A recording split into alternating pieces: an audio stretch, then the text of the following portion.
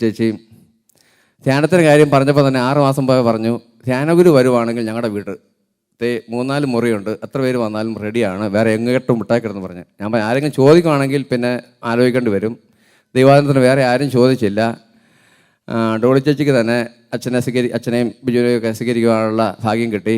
പിന്നെ ഞാൻ ഡോളി ചേച്ചിയോട് പറഞ്ഞു, നമുക്ക് അച്ഛനെ ഒന്ന് മിനിക്ക് വേണം വിടാൻ, ഇങ്ങനെ ചില്ലാൻ പോലെ വിട്ടാൽ ശരിയാകുകയില്ല, ഇച്ചിരിയൊക്കെ നന്നായിട്ടൊന്ന് ഭക്ഷണം കൊടുക്കണമെന്ന് പറഞ്ഞു.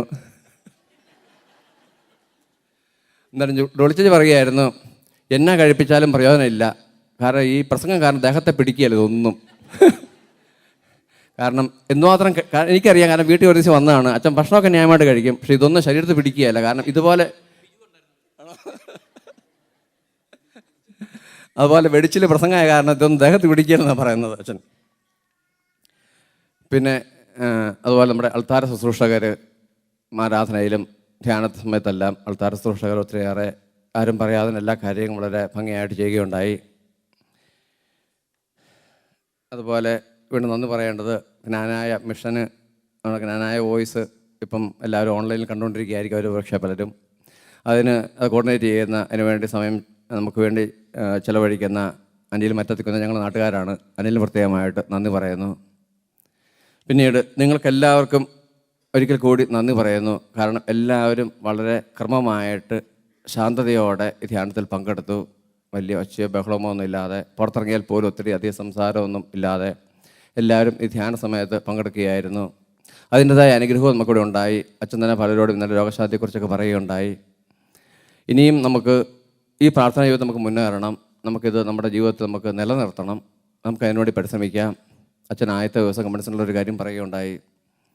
അച്ഛൻ നാട്ടിൽ കുഞ്ഞു പിള്ളേർക്ക് ധ്യാനിപ്പിച്ചുകൊണ്ടിരുന്നപ്പോഴത്തേക്കും അവിടെ കുഞ്ഞു പിള്ളേർ അങ്ങോട്ടും ഇങ്ങോട്ടും തോണ്ടുകയും മാന്തുകയൊക്കെയായിരുന്നു, വഴക്കുണ്ടാക്കുകയായിരുന്നു. അപ്പം അച്ഛൻ പറഞ്ഞു, നിങ്ങൾ അങ്ങനെ അങ്ങോട്ടും ഇങ്ങോട്ടും വഴക്കുണ്ടാക്കരുത്, തോണ്ടുകയോ മാന്തുകയോ ഒന്നും ചെയ്യരുത്. കാരണം നിങ്ങളിലൊക്കെ ഈശോയുണ്ട്, കുഞ്ഞിൻ്റെ അകത്ത് ഈശോയുണ്ട്, അപ്പുറത്തേക്ക് വ്യക്തിയിലേക്ക് ഈശോയുണ്ട്, അപ്പുറത്ത് ഈശോയുണ്ട്, എല്ലാവരും ഈശോയാണെന്ന് പറഞ്ഞു. കുറച്ച് കഴിഞ്ഞിട്ട് ഇവരെ പുറത്തോട്ട് വിട്ടു. പുറത്ത് വാഷ്റൂമിലൊക്കെ പോയിട്ട് വന്നു കഴിഞ്ഞപ്പോൾ അവർ പറയുക, ഇവിടെ ഈശോയെ മുട്ടിയിട്ട് നടക്കാൻ മേലെന്ന്.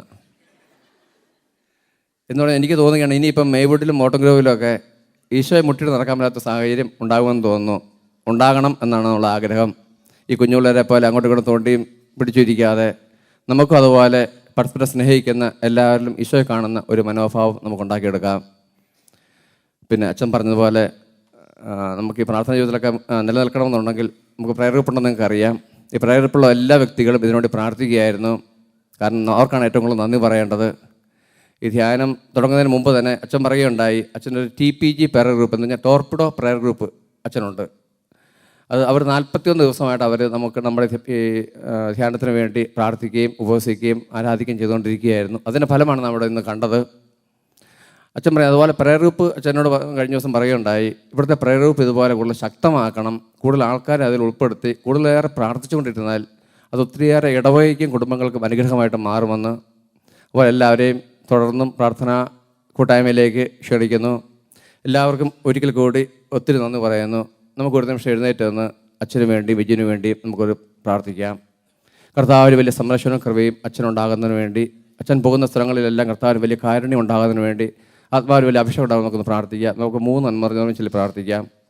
നന്മ നിറഞ്ഞ മറിയമേ സ്വസ്തി, കർത്താവ് അങ്ങയോടുകൂടെ സ്ത്രീകളിൽ അങ്ങ് അനുഗ്രഹിക്കപ്പെട്ടവളാകുന്നു, അങ്ങയുടെ ഉദരത്തിൻ്റെ ഫലമായി ഈശോ അനുഗ്രഹിക്കപ്പെട്ടവനാകുന്നു.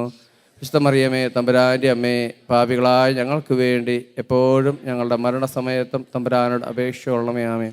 നന്മ നിറഞ്ഞ മറിയമേ സ്വസ്തി, കർത്താവ് അങ്ങയോടുകൂടെ സ്ത്രീകളിൽ അങ്ങ് അനുഗ്രഹിക്കപ്പെട്ടവളാകുന്നു, അങ്ങയുടെ ഉദരത്തിൻ്റെ ഫലമായി ഈശോ അനുഗ്രഹിക്കപ്പെട്ടവനാകുന്നു. പരിശുദ്ധ മറിയമേ തമ്പുരാൻ്റെ അമ്മേ, പാപികളായ ഞങ്ങൾക്ക് വേണ്ടി എപ്പോഴും ഞങ്ങളുടെ മരണസമയത്തും തമ്പുരാനോട് അപേക്ഷയുള്ളമേ. ആമേൻ. നന്മ നിറഞ്ഞ മറിയമേ സ്വസ്തി, കർത്താവ് അങ്ങയോടുകൂടെ സ്ത്രീകളിൽ അങ്ങ് അനുഗ്രഹിക്കപ്പെട്ടവളാകുന്നു, അങ്ങയുടെ ഉദരത്തിൻ്റെ ഫലമായി ഈശോ അനുഗ്രഹിക്കപ്പെട്ടവനാകുന്നു. പരിശുദ്ധ മറിയമേ തമ്പുരാൻ്റെ അമ്മേ, പാപികളായ ഞങ്ങൾക്ക് വേണ്ടി എപ്പോഴും ഞങ്ങളുടെ മരണസമയത്തും തമ്പുരാനോട് അപേക്ഷയുള്ളമേ. ആമേൻ. Praise the Lord. Praise the Lord. Thank U.